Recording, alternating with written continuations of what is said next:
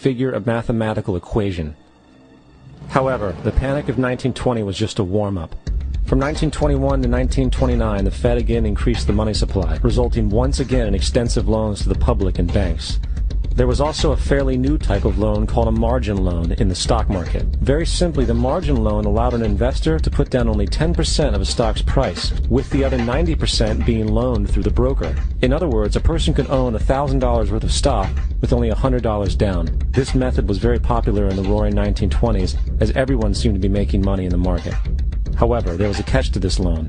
It could be called in at any time and had to be paid within 24 hours. This is termed a margin call, and the typical result of a margin call is the selling of the stock purchased with the loan. So, a few months before October in 1929, J.D. Rockefeller, Bernard Baruch, and other insiders quietly exited the market, and on October 24, 1929, the New York financiers who furnished the margin loans started calling them in masse. This sparked an instantaneous, massive sell-off in the market, for everyone had to cover the margin loans. It then triggered mass bank runs for the same reason, in turn collapsing over 16,000 banks, enabling the conspiring international bankers to not only buy up rival banks at a discount, but to also buy up whole corporations at pennies on the dollar. It was the greatest robbery in American history. But that didn't stop there. Rather than expanding the money supply in order to recover from this economic collapse, the Fed actually contracted it, fueling one of the largest depressions in history. Once again outraged, Congressman Louis McFadden, a longtime opponent of the banking cartels, began bringing impeachment proceedings against the Federal Reserve Board, saying of the crash and depression, it was a carefully contrived occurrence. International bankers sought to bring about a condition of despair so that they might emerge the rulers of us all. Not surprisingly, and after 2 previous assassination attempts, McFadden was poisoned at a banquet before he could push for the impeachment. Now, having reduced the society to squalor, the Federal Reserve bankers decided that the gold standard should be removed. In order to do this, they needed to acquire the remaining gold in the system. So, under the pretense of helping to end the Depression, came the 1933 gold seizure. Under the threat of imprisonment for 10 years, everyone in America was required to turn in all gold bullion to the Treasury, essentially robbing the public of what little wealth they had left. And at the end of 1933, the gold standard was abolished. If you look at a dollar bill from before 1933, it says it is redeemable in gold.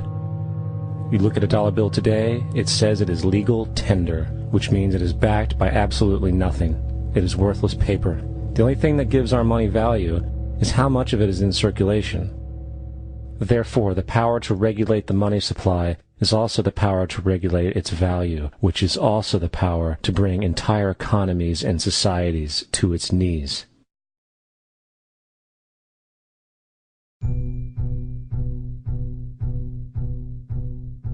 It's important to clearly understand, the Federal Reserve is a private corporation. It is about as Federal Express.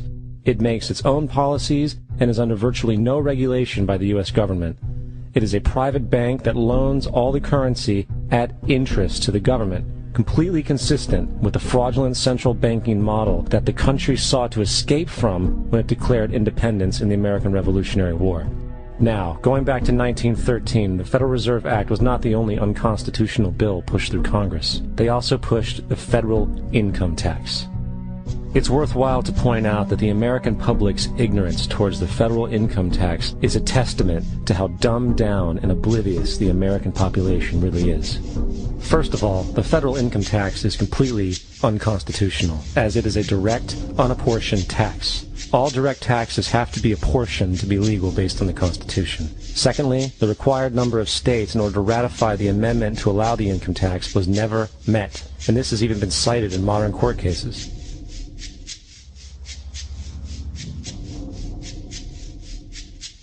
Third, at the present day, roughly 25% of the average worker's income is taken via this tax. And guess where that money goes? It goes to pay the interest on the currency being produced by the fraudulent Federal Reserve Bank, a system that does not have to exist at all.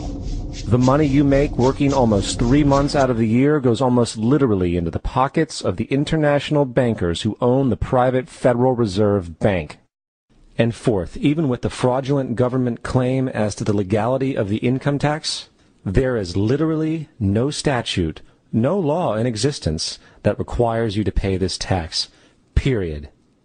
I really expected that, of course, there's a law that you can point to in the law book, the code, that requires you to file a tax return. Of course there is.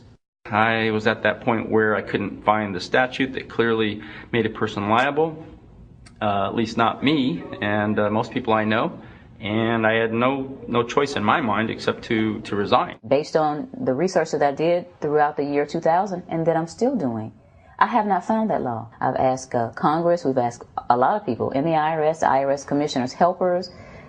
They can't answer, because if they answer, the American people are going to know that this whole thing is a fraud. I haven't filed an federal income tax return since I left. I have not filed a tax return since 1999. The income tax is nothing less than the enslavement of the entire country. Now, the control of the economy and the perpetual robbery of wealth is only one side of the Rubik's Cube the bankers hold in their hands. The next tool for profit and control is war. Since the inception of the Federal Reserve in 1913, a number of large and small wars have commenced. The three most pronounced were World War I, World War II, and Vietnam. World War I. In 1914, European wars broke out centered around England and Germany. The American public wanted nothing to do with the war. In turn, President Woodrow Wilson publicly declared neutrality. However, under the surface, the U.S. administration was looking for any excuse it could find to enter it. In a noted observation by Secretary of State William Jennings, the large banking interests were deeply interested in the World War because of the wide opportunities for large profits. It's important to understand that the most lucrative thing that can happen for the international bankers is war, for it forces the country to borrow even more money from the Federal Reserve Bank at interest. Woodrow Wilson's top advisor and mentor was Colonel Edward House, a man with intimate connections with the international bankers who wanted in the war. In a documented conversation between Colonel House, Wilson's advisor, and Sir Edward Grey, the Foreign Secretary of England, regarding how to get America into the war, Grey inquired, "What will Americans do if Germans sink an ocean liner with American passengers on board?" House responded, "I believe that a flame of indignation would sweep the United States, and that by itself would be sufficient to carry us into war." So, on May 7, 1915, on essentially the suggestion of Sir Edward Grey, a ship called the Lusitania was deliberately sent into German-controlled waters, where German military vessels were known to be. And, as expected, German U-boats torpedoed the ship, exploding stored ammunition, killing 1,200 people. To further understand the deliberate nature of this setup, the German embassy actually put advertisements in the New York Times telling people that if they boarded the Lusitania, they did so at their own risk, as such a ship sailing from America